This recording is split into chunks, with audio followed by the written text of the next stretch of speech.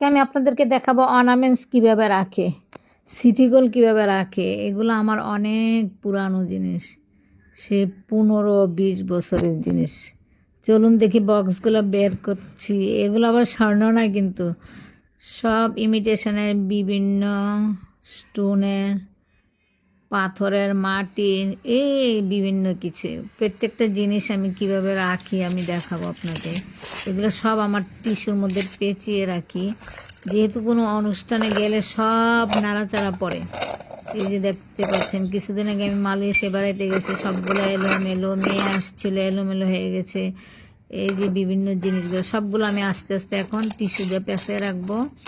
এগুলো অনেক দিন পরা যায়, আপনারাও এইভাবে রাখবেন। টিস্যু, এই যে দেখছেন, টিস্যু দিয়ে রাখলে অনেক দিন থাকে। আমার অনেক জিনিস তো আমি সাথে সাথে রাখি নেই, আলসেমি করেছি, যার ফলে অনেক দেরি হয়ে গেছে। এইভাবে সবগুলো চুরি বক্সে করে রেখেছি, সবগুলো কিন্তু আবার ইমিটেশনে। আর কেউ আবার স্বর্ণ ভাববেন না, ভুলো বোধহয় আমি বলে ফেলছি স্বর্ণ।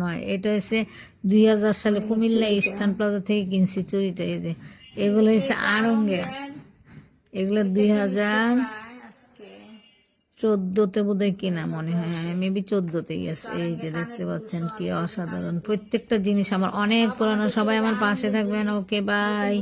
এভাবে